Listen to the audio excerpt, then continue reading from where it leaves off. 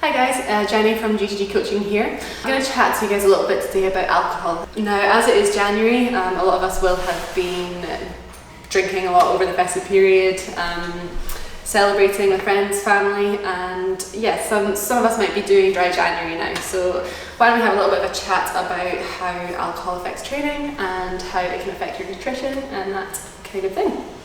Okay, so first off, starting on how alcohol is going to affect your nutrition. So in terms of alcohol itself, it is really low in nutrients. It has very few vitamins in it, and it actually can have a negative effect on your body's absorption of other vitamins. One of the vitamins that it can limits the absorption in your body is vitamin B12. Now this is a vitamin that's pretty good for having healthy red blood cells and nerve cells. And if you have a deficiency of vitamin B12 for a long period of time, it can lead to things like anemia. Alcohol can also have an effect on the absorption of the minerals zinc and folate. Now these two, in terms of training, can help you basically synthesize energy, synthesize energy and form red blood cells so that your VO2 max is better. So it would lead to having less endurance. So in terms of where it sits in comparison to the amount of calories per gram, it sits right in the middle between fats and carbs. And so it's about 7 calories per gram of alcohol. Now the only issue is that we cannot use the calories and the energy from the alcohol to synthesize energy. So our body basically doesn't take those nutrients and turn it into glucose, which we would then use for energy in training sessions, but instead it will be stored as fatty acids and stored in fat cells in our body. But if you have a night where you're drinking an awful lot, usually you will notice, if you're anything like me, you think it's a great idea to pick up the phone and order yourself a takeaway. And usually you can find yourself eating a lot more junk food and things that you wouldn't necessarily choose in a sober state of mind. The next day, if you've had a bit of a hard night on the drink, you can sometimes feel a bit hungover, a bit dehydrated, sore head, feel sick, that kind of thing. In terms of the effect that would have if you're exercising the next day, it would mean there would be a major decrease in your performance. So there's about 11% decrease from when your body is sober.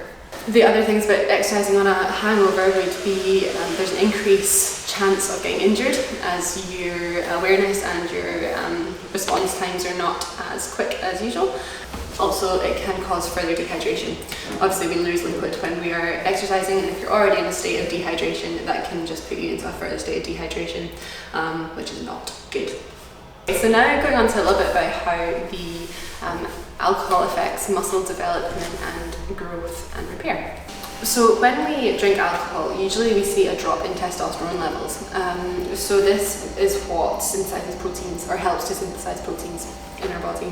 What this means for our muscles after training, it means that they usually can't grow and can't repair. So especially if your main goal is hypertrophy or building strength and muscle, you're just not going to see the results if you have a lot of alcohol in your system for a long period of time.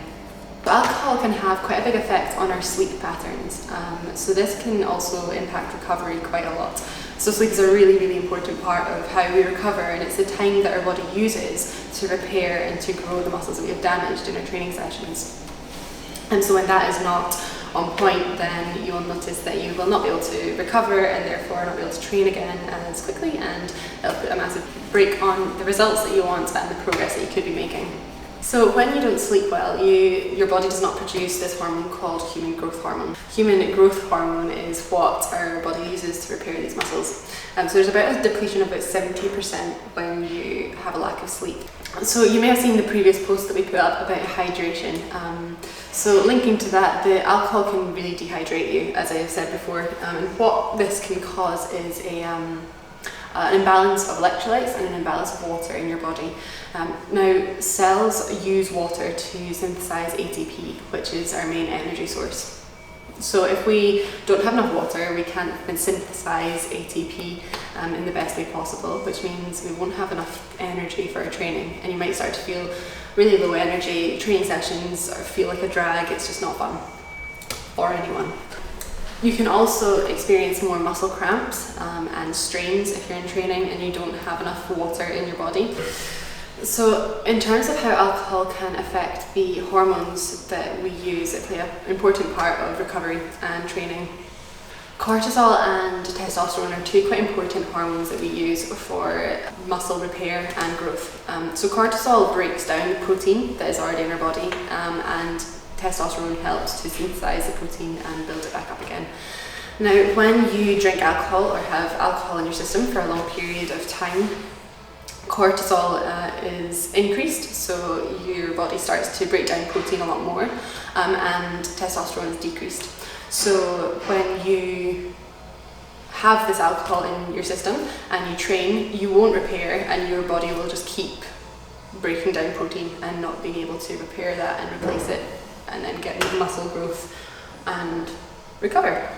When we are training, what we are basically doing is trying to cause a bit of soft tissue damage, which is what we need to then repair in order to grow and get a little bit better. So as we cause this soft tissue damage, we notice that our body will react with an inflammatory response, which is a good thing because that means that we're able to recover and repair.